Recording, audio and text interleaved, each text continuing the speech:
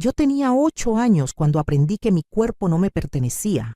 Esta es una de las historias más desgarradoras que este canal ha contado.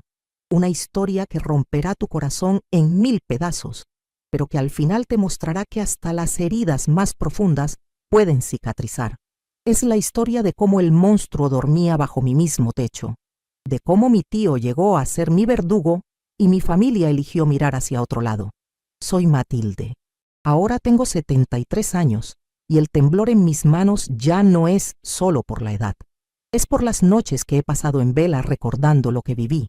Por décadas guardé este secreto como quien guarda un puñal en el pecho. Pero hoy, mientras veo el sol ponerse desde mi ventana y acaricio las cicatrices invisibles que dejaron aquellos días, he decidido que es momento de hablar, de gritar lo que callé durante 50 años. Porque el silencio mata más que la verdad. Todo comenzó en 1960.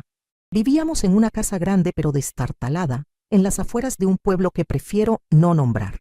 Mi padre había muerto 6 meses antes en un accidente en la mina, y mi madre, pobre mujer, se había convertido en una sombra que apenas lograba mantenernos con vida. Éramos 5 hermanos, y yo era la tercera. La casa olía siempre a humedad y a esa tristeza pegajosa que se queda en las paredes cuando falta el dinero y sobra el dolor. Mi tío Ernesto llegó una tarde de octubre. Recuerdo perfectamente ese día, porque llovía tanto que el barro entraba por debajo de la puerta. Era el hermano menor de mi padre, un hombre de 32 años que había perdido su trabajo en la ciudad y necesitaba un lugar donde quedarse. Mi madre lo recibió con lágrimas en los ojos. La familia es la familia, dijo mientras le servía café aguado. Yo lo observé desde el umbral de la cocina. Tenía el pelo engominado hacia atrás y una sonrisa que no le llegaba a los ojos. Algo en su mirada me hizo sentir un escalofrío, pero entonces yo era solo una niña. ¿Qué podía saber de monstruos con rostro humano? Le dieron el cuarto del fondo, el que había sido de mi padre. Mi madre trabajaba limpiando casas desde las 5 de la mañana hasta las 8 de la noche. Mis hermanos mayores estudiaban y trabajaban. Los pequeños apenas tenían 3 y 5 años, y yo quedé atrapada en medio, con la edad suficiente para ayudar en casa, pero demasiado joven para defenderme. Las primeras semanas fueron normales. Mi tío buscaba trabajo durante el día y por las noches jugaba cartas con los vecinos. Me hablaba poco. Solo me pedía que le llevara el café o que le planchara las camisas. Yo lo hacía sin chistar, porque así me habían enseñado. A obedecer, a servir, a no hacer preguntas. Las niñas buenas no hablan. Las niñas buenas sonríen y dicen, sí, señor. Pero una noche todo cambió. Fue un viernes de noviembre. Lo recuerdo porque era el cumpleaños de mi hermano menor, y mi madre había conseguido hacer un pequeño pastel con lo poco que tenía. Después de la cena, todos se fueron a dormir temprano. La casa quedó en silencio. Yo estaba lavando los platos cuando sentí su presencia detrás de mí. Podía oler el alcohol en su aliento. Matilde, susurró con esa voz pastosa que tendría grabada en mis pesadillas por el resto de mi vida. Eres una niña muy bonita, ¿lo sabías? Sus manos tocaron mi hombro. Me paralicé. No supe qué hacer. Nadie me había preparado para ese momento. Nadie me había dicho que los monstruos no siempre tienen colmillos. A veces tienen el rostro de tu familia. Terminé de lavar y vení a mi cuarto. Ordenó antes de alejarse. Tengo que mostrarte algo importante. Mi corazón latía tan fuerte que pensé que me iba a estallar el pecho. Algo dentro de mí gritaba que no fuera, que corriera, que me escondiera. Pero yo era una niña obediente.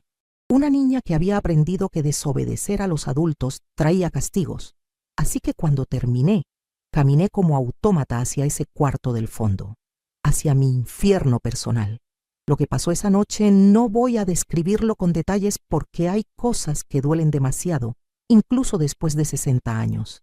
Solo diré que aprendí lo que era el dolor físico mezclado con una confusión terrible. Él me dijo que era un juego, que todas las niñas jugaban este juego con sus tíos, que si se lo contaba a alguien, mamá se moriría de tristeza y mis hermanos me odiarían por destruir la familia. Esto queda entre vos y yo, dijo mientras me secaba las lágrimas con sus dedos sucios. Es nuestro secreto. Los secretos mantienen unidas a las familias. Sangraba. Sangraba tanto que tuve que esconder la ropa interior manchada en el fondo del armario porque no podía lavarla sin que mi madre preguntara. Durante días no pude sentarme bien. Me dolía caminar, me dolía respirar, me dolía existir. Pero lo peor no era el dolor físico, era la vergüenza, la culpa, la sensación horrible de estar sucia por dentro, como si algo oscuro y podrido hubiera invadido mi cuerpo y ya nunca podría salir. Esa fue solo la primera noche. Vinieron muchas más, 2, 3 veces por semana, siempre cuando todos dormían, siempre con sus amenazas susurradas. Si hablas, te van a echar la culpa a vos, vas a destruir a tu madre, tus hermanos te van a despreciar, nadie te va a creer. Y yo le creía porque era solo una niña de 8 años que no conocía otra cosa más que obedecer a los adultos.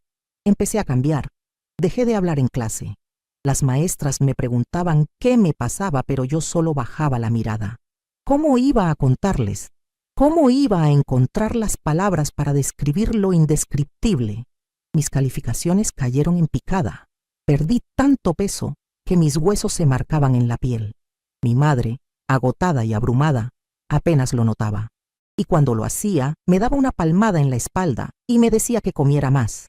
«Estás pálida, Matilde. Te va a hacer mal estar así de flaca». Pero había alguien que sí notaba mi cambio. Mi hermana Lucía, 2 años mayor que yo. Una tarde me encontró llorando escondida detrás de la casa. Se sentó a mi lado sin decir nada.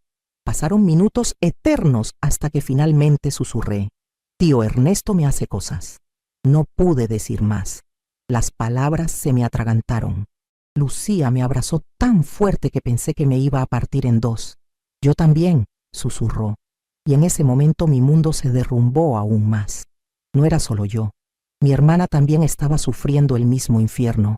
Decidimos hablar con mamá. Fue la decisión más valiente y más dolorosa de mi infancia. Una noche, después de la cena, cuando mi tío salió a la calle, nos sentamos frente a ella en la cocina. Lucía tomó mi mano y empezó a hablar. Le contamos todo, con lágrimas, con vergüenza, con miedo. Esperábamos que nos creyera, que nos abrazara, que echara a ese hombre de la casa y nos protegiera. Pero no pasó nada de eso. Mamá se puso blanca, luego roja, luego nos miró con unos ojos que jamás olvidaré. «¿Cómo se atreven a inventar semejante barbaridad?», gritó. Su voz temblaba entre la furia y algo que después entendí que era terror. «Ernesto es familia, es el hermano de su padre. ¿Cómo pueden decir esas mentiras asquerosas?». Lucía intentó insistir, pero mamá la cayó con una cachetada que resonó en toda la casa. «Ni una palabra más. Si vuelven a repetir esas infamias, las voy a echar de esta casa. Las 2, ¿me oyeron?», asentimos entre lágrimas. Y ahí aprendí la lección más cruel de mi vida, que las madres no siempre protegen, que a veces el miedo a la verdad es más fuerte que el amor, que en mi casa, como en tantas otras, los secretos valían más que la seguridad de las niñas. ¿Por qué no nos creyó? Esa pregunta me persiguió durante décadas. Ahora, con la distancia de los años, creo que sí nos creyó. Pero aceptar la verdad significaba destruir lo poco que le quedaba. Significaba admitir que había metido un monstruo en su casa, que había fallado como madre, y esa verdad era demasiado pesada para cargarla. Pero lo que viene a continuación va a partirte el corazón aún más. Después de esa noche, mi madre dejó de mirarnos a los ojos. Lucía y yo nos convertimos en fantasmas dentro de nuestra propia casa. Ella nos trataba con una frialdad que dolía más que cualquier golpe. Nos daba de comer en silencio, nos lavaba la ropa sin decirnos nada, pero su mirada estaba vacía. Habíamos roto algo en ella, o tal vez ella había roto algo en nosotras. Ya no sabía quién había traicionado a quién. Mi tío Ernesto se dio cuenta de que habíamos hablado. No sé si mamá se lo dijo o si simplemente lo intuyó, pero su actitud cambió. Se volvió más cuidadoso, más calculador, pero también más cruel. Ya no venía todas las noches. Ahora esperaba semanas enteras, dejándonos respirar, haciéndonos creer que quizás había terminado. Y justo cuando empezábamos a dormir sin sobresaltos, volvía. Siempre en el momento más inesperado, siempre recordándonos que él tenía el control, Tu mamá no te creyó, me susurraba al oído. Nadie te va a creer nunca, porque vos sos nada. Una mocosa sucia que inventa historias. Si volvés a abrir la boca, te juro que me voy a encargar de que todos en este pueblo sepan qué clase de niña sos. Y yo le creía, porque cuando tu propia madre te llama mentirosa, empezás a dudar de tu propia realidad. Empezás a pensar que tal vez sí inventaste todo, que tal vez estás loca, que tal vez te lo mereces. Lucía se fue hundiendo en una depresión que ninguno podía ver. Dejó de estudiar, dejó de comer. Se pasaba horas mirando la pared con los ojos perdidos. Yo intentaba hablar con ella, pero era como hablarle a una estatua.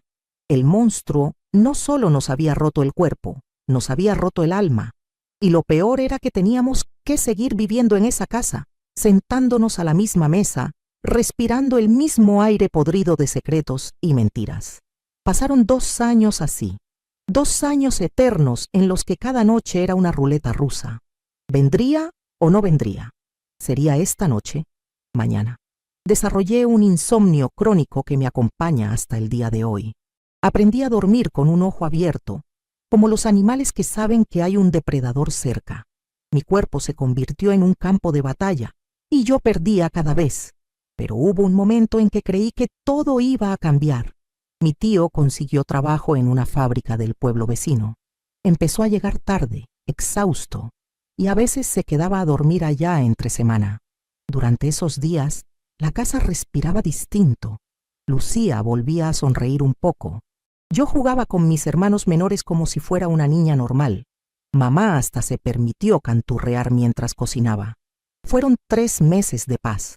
3 meses en los que me atreví a soñar que tal vez Dios se había apiadado de nosotras, que tal vez el monstruo había encontrado otra vida y nos dejaría en paz. Incluso empecé a ir a misa todos los domingos, rezando con una desesperación que ahora me parte el corazón. Por favor, Diosito, hace que se vaya, hace que se olvide de nosotras. Te prometo ser buena, te prometo no volver a mentir, no volver a robar dulces, no volver a decir malas palabras. Solo hace que se vaya. Pero Dios no escuchó. O tal vez sí escuchó y decidió que mi sufrimiento todavía no era suficiente. Mi tío perdió el trabajo. Volvió a la casa con ese humor negro que conocíamos tan bien. Y esa misma noche, mientras todos dormían, escuché sus pasos acercarse a mi cuarto. Mi corazón se detuvo. El miedo me paralizó tanto que ni siquiera pude gritar. Solo cerré los ojos y recé para que fuera rápido, para que doliera menos, para que por favor esta vez me matara y todo terminara de una vez. No me mató, pero esa noche fue particularmente brutal. Me dejó sangrando en la cama, llorando en silencio porque hasta mis lágrimas tenían que ser secretas. A la mañana siguiente, no pude levantarme para ir a la escuela. Mamá entró a mi cuarto y me vio. Vio las manchas de sangre en las sábanas. Vio mi cara hinchada de tanto llorar. Vio todo lo que había estado negando durante 2 años. ¿Y saben qué hizo? Se dio vuelta y cerró la puerta. No dijo nada. Simplemente lavó las sábanas esa tarde como si nada hubiera pasado. Y yo entendí que estaba completamente sola, que no había salvación, que iba a morir en esa casa, de a poco, noche tras noche, hasta que no quedara nada de mí. Lucía intentó suicidarse una semana después. La encontré en el baño con las muñecas cortadas y la mirada perdida. Grité tanto que desperté a toda la casa. La llevaron al hospital y le salvaron la vida. Pero cuando volvió 3 días después, todos actuaron como si hubiera sido un accidente. Se cayó y se cortó con un vidrio, dijo mamá a los vecinos. Otra mentira. Otra capa más en ese mausoleo de secretos que era nuestra familia. Y yo tomé una decisión esa noche. Una decisión que cambiaría todo.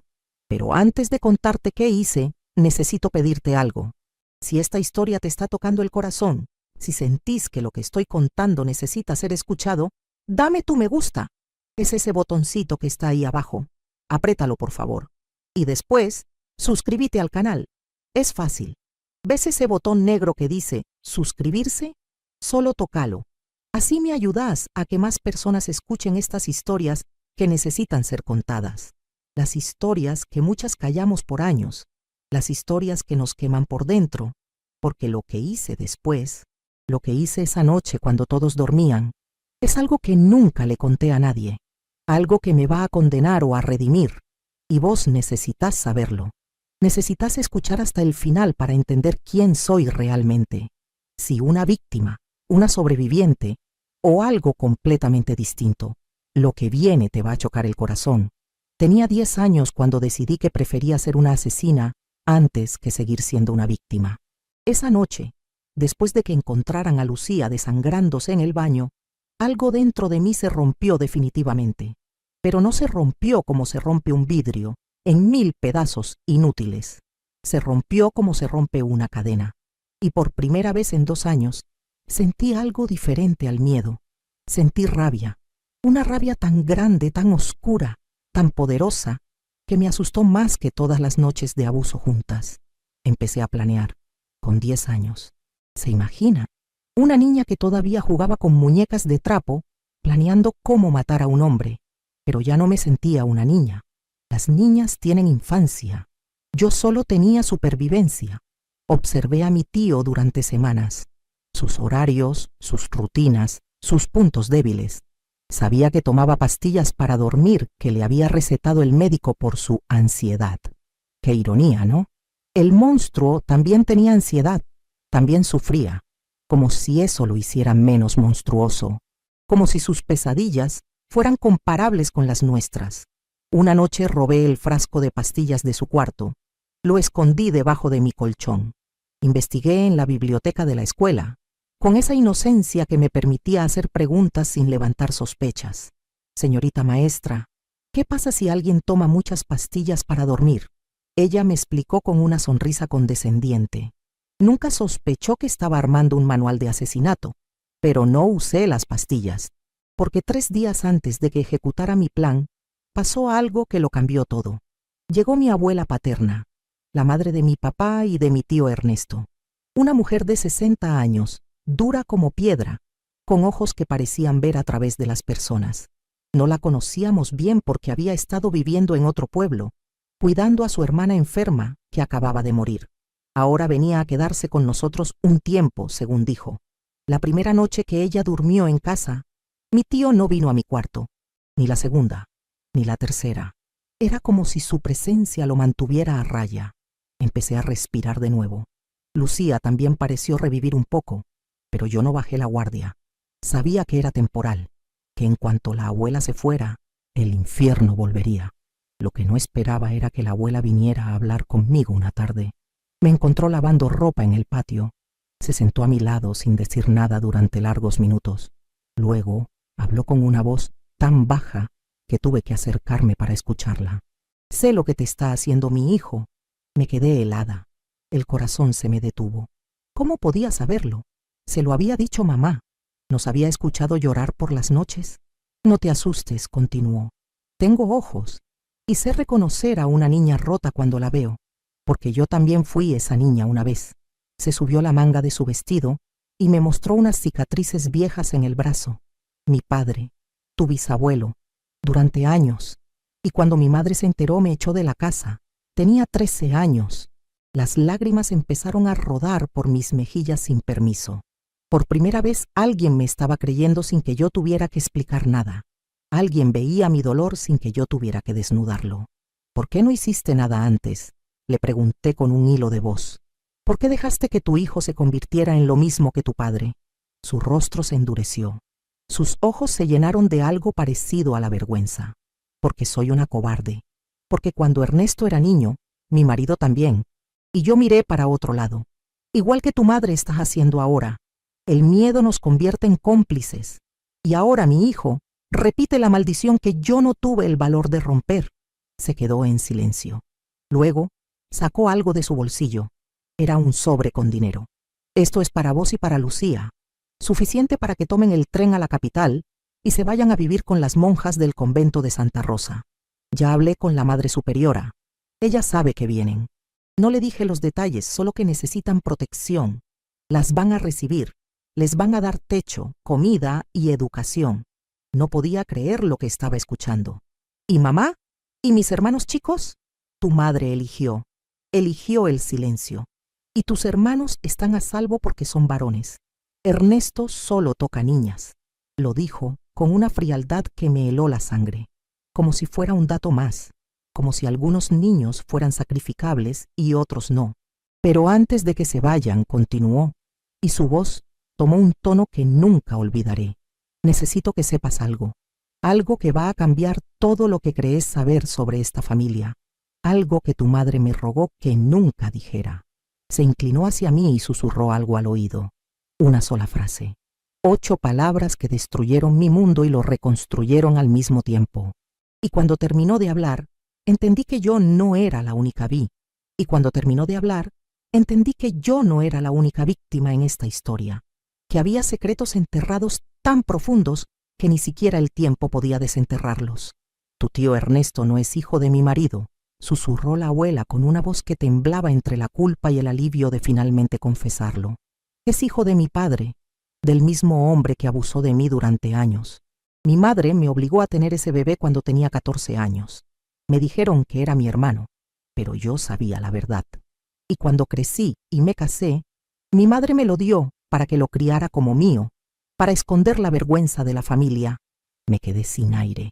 Las piezas empezaron a encajar de una forma horrible y perfecta. Mi tío no solo era mi tío, era también el hijo de su propio abuelo. Era el producto de una violación, de un incesto, de una cadena de silencios que venía arrastrándose por generaciones. Y tu madre lo sabe, continuó la abuela. Se lo dije cuando se casó con tu padre. Le advertí que no dejara que Ernesto se acercara mucho a las niñas, pero ella no me creyó. Pensó que eran celos de suegra, hasta que pasó lo que tenía que pasar. ¿Entonces ella sí sabe que dice la verdad? Pregunté con un nudo en la garganta. Lo sabe, siempre lo supo, pero aceptarlo significa aceptar que metió al lobo en el gallinero, que eligió no creerle a su propia hija antes que enfrentar la verdad. Tu madre no es mala, Matilde, es cobarde, como yo, como tantas mujeres de esta familia, que aprendimos que sobrevivir es más importante que proteger. Esa noche no pude dormir. Las palabras de mi abuela daban vueltas en mi cabeza como un torbellino. Mi tío era un monstruo creado por otro monstruo. ¿Eso lo justificaba? ¿Eso lo hacía menos culpable? ¿O solo significaba que el mal se heredaba como se hereda el color de ojos? 2 días después, la abuela nos despertó a Lucía y a mí antes del amanecer. Es hora, dijo. Nos dio ropa limpia, el sobre con dinero y un papel con la dirección del convento. Tomen el tren de las 6. No se despidan de nadie. Solo váyanse y no miren atrás. ¿Y vos? Preguntó Lucía. ¿Qué va a pasar con vos? La abuela sonrió con una tristeza infinita. Yo me voy a quedar. Alguien tiene que quedarse para asegurarse de que Ernesto no vuelva a hacer esto nunca más. Es mi responsabilidad. Yo traje este mal al mundo, yo tengo que sacarlo. No entendí lo que quiso decir hasta mucho después. Nos fuimos esa madrugada como ladronas. Caminamos por las calles vacías del pueblo con el corazón en la garganta, esperando que alguien nos detuviera, pero nadie lo hizo. Tomamos el tren.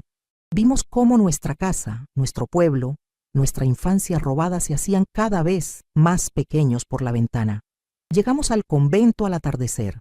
La Madre Superiora nos recibió con una bondad que nos hizo llorar. No preguntó nada. Solo nos abrazó y nos dijo, aquí están a salvo.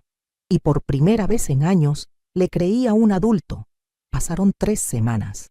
Lucía y yo estábamos empezando a adaptarnos a nuestra nueva vida. Teníamos una cama limpia, comida caliente, clases todas las mañanas.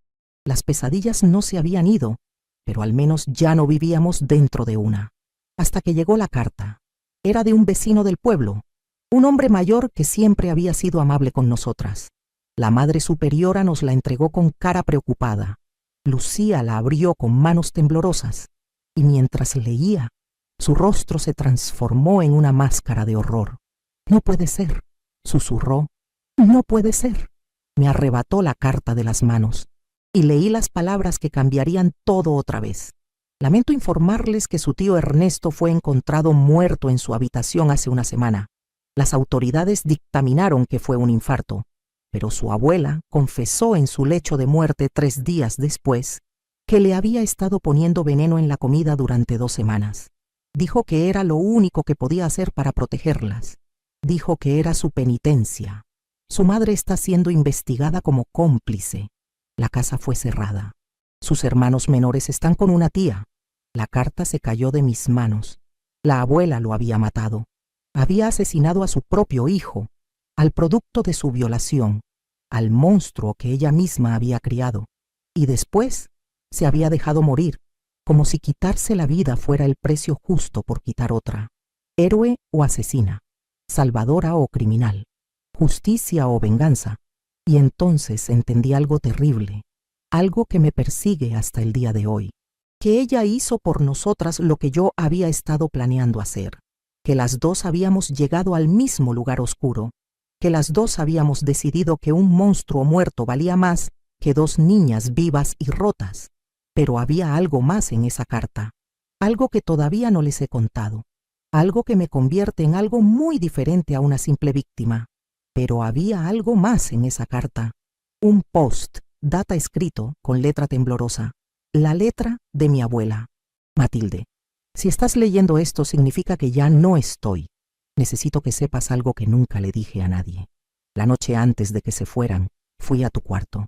Te vi durmiendo con el frasco de pastillas escondido debajo de tu almohada. Supe exactamente qué estabas planeando. Y no te juzgué, porque yo había tenido ese mismo frasco en mis manos 30 años atrás, mirando dormir a mi padre, pero fui cobarde. No lo hice, y por mi cobardía nació Ernesto. Por mi cobardía él se convirtió en lo que era. Por mi cobardía vos y Lucía sufrieron. Así que hice lo que vos ibas a hacer. Lo hice para que tus manos quedaran limpias, para que pudieras tener una vida. No me perdones. Solo viví. Viví por las dos. Las lágrimas corrieron por mi rostro sin control. La abuela había visto el frasco, había sabido, y había tomado mi lugar en el infierno para que yo pudiera quedarme en la tierra. Lucía me miró con ojos llenos de preguntas. ¿Ibas a matarlo?, susurró. ¿Ibas a envenenarlo? Asentí lentamente. No tenía sentido mentir. Sí, estaba esperando el momento perfecto, la noche perfecta. Iba a poner todas las pastillas en su café, y después iba a ver cómo se moría, y no iba a sentir nada. Mi hermana se quedó en silencio durante largos minutos. Luego me abrazó con una fuerza desesperada. Gracias, susurró. Gracias por haber estado dispuesta a mancharte las manos por mí. Gracias a Dios que la abuela te salvó de tener que hacerlo. Pero la verdad era más complicada, porque una parte de mí, una parte oscura y retorcida, estaba furiosa. Furiosa porque me habían robado mi venganza. Furiosa porque no había sido yo quien lo había matado. Furiosa porque la abuela se había llevado ese peso y ese alivio a la tumba. ¿Qué clase de niña se siente así? ¿Qué clase de persona se enoja porque no pudo convertirse en asesina? Los años pasaron. Lucía y yo crecimos en el convento. Nos educamos. Sanamos lo que pudimos sanar. Ella se hizo enfermera. Yo me hice maestra. Las dos elegimos profesiones de cuidado, como si pudiéramos compensar lo que no nos cuidaron a nosotras. Nos casamos, tuvimos hijos, construimos vidas que desde afuera parecían normales, pero las cicatrices nunca se fueron. Lucía tiene ataques de pánico hasta el día de hoy. Yo nunca pude dormir en completa oscuridad. Y las dos llevamos dentro esa pregunta que nadie quiere responder. Mi abuela hizo lo correcto. Mi madre murió hace 20 años. Nunca hablamos de lo que pasó. En su funeral, me acerqué a su ataúd y le susurré: espero que hayas encontrado paz, porque yo nunca la encontré. No sé si me escuchó, no sé si me importa. Mis hermanos menores crecieron sin saber nada. Están vivos, tienen familias, son felices. A veces los veo en reuniones familiares y pienso: ustedes salvaron su infancia porque nosotras perdimos la nuestra. No los culpo, pero tampoco puedo amarlos como debería. Ahora tengo 73 años. He vivido toda una vida después de aquellos años de horror. He conocido el amor, la maternidad, momentos de alegría real. Pero también he vivido con esta pregunta clavada en el pecho como un clavo oxidado. ¿Soy una sobreviviente o soy una asesina frustrada? Porque la verdad que nadie dice es esta. No sé si lo que planeé hacer estaba mal. No sé si la abuela fue una héroe o una criminal. No sé si el sistema de justicia hubiera hecho algo o si habría sido otro adulto más llamándonos mentirosas. No sé si mi madre realmente nos traicionó o si ella misma era una víctima de un sistema que le enseñó que el silencio vale más que la protección. Lo único que sé es que sobreviví, que Lucía sobrevivió, que rompimos la cadena, que mis hijas nunca vivieron lo que yo viví, y que eso, tal vez, es suficiente redención, pero ustedes deben decidir. ¿Hice bien en planear matarlo? ¿La abuela hizo bien en hacerlo? ¿O ambas somos solo mujeres desesperadas que el sistema empujó a los márgenes más oscuros de la moral? Ahora, si esta historia te conmovió, si te hizo pensar, si te partió el corazón y te hizo cuestionarte cosas que creías claras, necesito que hagas algo por mí. Dame tu me gusta. Es ese botoncito de abajo. Tócalo. Y después suscríbete al canal. ¿Ves ese botón negro que dice suscribirse? Apriétalo. Es simple. Así me ayudas a que más mujeres se animen a contar sus verdades. Las verdades que duelen. Las verdades que manchan. Las verdades que nos hacen humanas. Y si vos también tenés una historia que te quema por dentro, una historia que necesita salir, escribíla en los comentarios. No estás sola, nunca estuviste sola. Y acá, en este canal, todas las voces importan, todas las heridas merecen ser escuchadas. Volvemos mañana con otra historia que te va a dejar sin aliento, otra confesión. Otro secreto que alguien decidió finalmente gritar, porque el silencio ya cobró suficientes víctimas. Y es hora de que las sobrevivientes hablemos, aunque nuestra verdad sea incómoda, aunque nos convierta en algo que la sociedad no quiere ver. ¿Era yo una víctima inocente o una niña capaz de matar? ¿Era mi abuela una salvadora o una asesina? ¿Y mi madre? ¿Era cómplice o era otra víctima más atrapada en el miedo? Esas respuestas no te las voy a dar, porque la vida no es así de simple, y esta historia tampoco.